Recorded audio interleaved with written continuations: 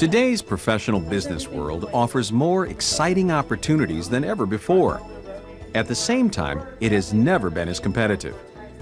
One of the easiest and most effective ways to give yourself a competitive advantage is to know and follow the unwritten codes of business etiquette.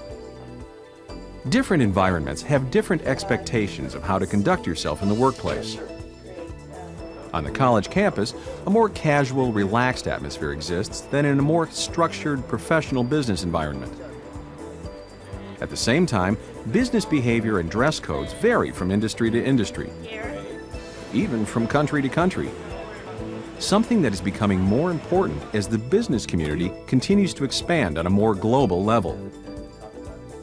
One of the first and probably most important business situations most people face is the job interview. You found the building okay? Yeah, it was very easy. Thank you for the directions. Great. Well, come on in, have a seat over here. Okay, thank you. And we'll get started.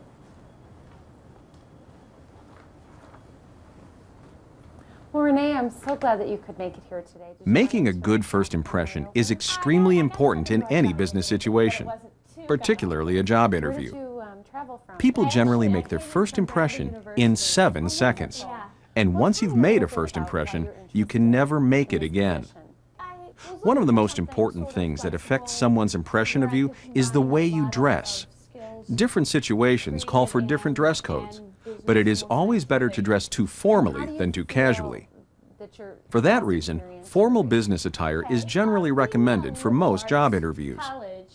I think that when you're out there in the business world, you need to think about what you're presenting yourself as, because your brain isn't wide open with all of your skills presented. They're going to look at you and draw a conclusion, and you have to be aware of that all day long. Besides having a professional appearance and a positive attitude, it's also always important to be prepared in advance of the meeting. It's a good idea to keep a file of pertinent job information, including names and phone numbers of important contacts. Research the company with whom you are interviewing by using resources at the library and on the internet.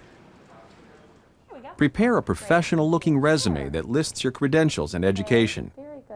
One of the keys to getting a job is the resume in the first place, and I am regularly horrified how many resumes have misspellings on them.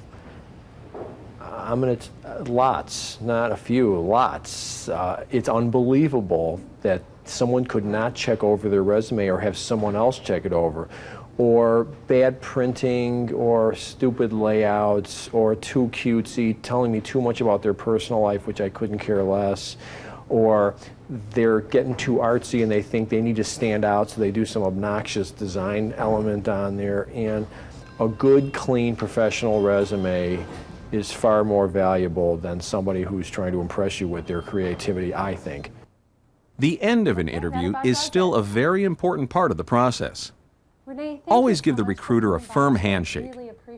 Maintain an enthusiastic, positive attitude, and try to move the interview process forward. And the other thing I find interesting is very seldom does somebody smart enough to say, listen, I hope I get seriously considered for the job. I love what your company's all about. I really enjoyed the interview, and please feel free to call me if you have any more questions, because I'm very interested in this job. Now, you would think that's the simplest thing in the world, and I'm telling you, it seldom gets done. Seldom.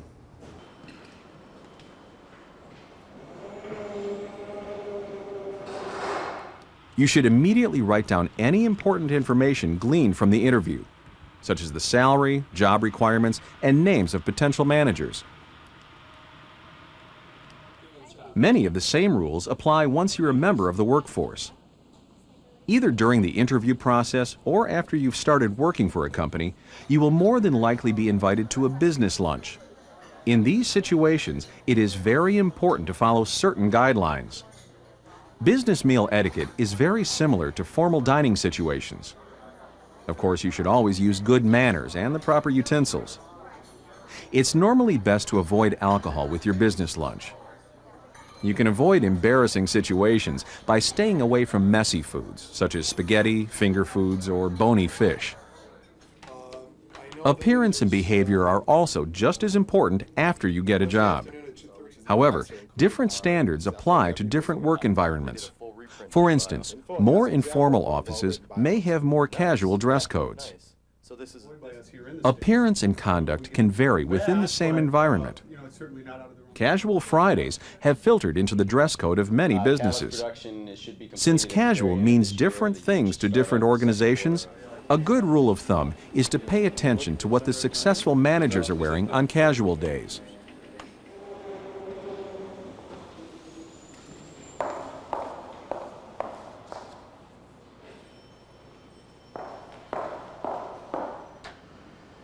Your behavior in the workplace will have a tremendous impact on your success as well. Always be prompt and respect your prescribed work schedule. Be sure to keep your work area looking neat and professional. This gives others the impression that you're well organized and have things under control. Liz, It's also important to always be considerate of fellow employees. Be cautious about interrupting others and disturbing their work. Personal matters should be handled on your own time, away from your place of business. Obviously, video games are frowned upon. Email and internet use should be handled professionally at all times. Email messages can sometimes create uncomfortable situations.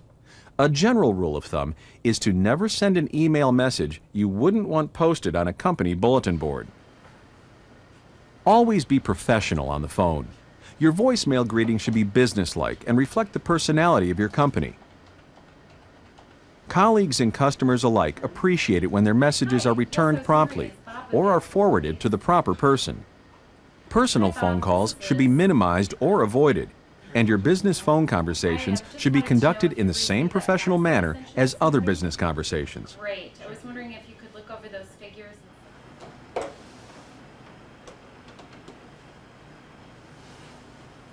Hello, Liz. This is Aaron Collins at AV Corporation. I was just calling to confirm our appointment tomorrow at 3 p.m. Wonderful, and you're on the southeast corner of the building, right? It's also a good idea to keep a calendar or day planner by the phone so you can write down important information. This will help you avoid accidentally forgetting important meetings and commitments. A very important part of any business environment is the business meeting.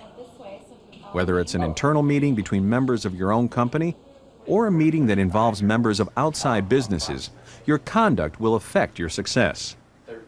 You should always dress appropriately for the office environment in which the meeting is held. For example, Aaron normally works in a very casual business environment, but since he's attending a meeting in another, more formal environment, he is dressed accordingly. You're going to be in a meeting and you just got hired, and people are going to see how you react at that meeting, and whether you got involved or were sitting back or whether you were half asleep. I think you need to be attentive and maybe take notes and maybe ask some questions, and that will be refreshing to your boss because they'll say, oh good, this person's paying attention. I'll go ahead and pass. When you are hosting a business meeting, make sure that the meeting room is neat and orderly. All materials and equipment should be ready in advance so the meeting can get started on time and proceed in an orderly fashion. Prepare a written agenda for the meeting and inform everyone about the agenda in advance. This ensures that everyone will be properly prepared. During the meeting, sit up straight and be attentive. Take notes, ask questions, and listen well. Don't interrupt others, and make sure everyone is able to voice their opinions. Keep your comments positive and your criticism constructive. Make notes of any commitments or items requiring follow-up. After the meeting, make sure you follow up with the proper individuals and let them know the results of the meeting. When you're doing this, it is very important to follow the proper chain of command. Proper business etiquette largely involves using good common sense. When is the best time to start practicing proper business etiquette? Now, in the classroom. Practice good posture, listen well, take notes, and don't interrupt. Be prepared, be on time, and don't leave early. By practicing good behavior now, you'll be better able to handle business situations that present themselves later. Whether you're looking for a job or already are a member of the workforce, proper business etiquette will make a positive impression on others. It is the person who makes the good impression that gets the job, wins the promotion, or clinches the deal. As the business world becomes increasingly competitive, proper business etiquette is absolutely essential to your business success.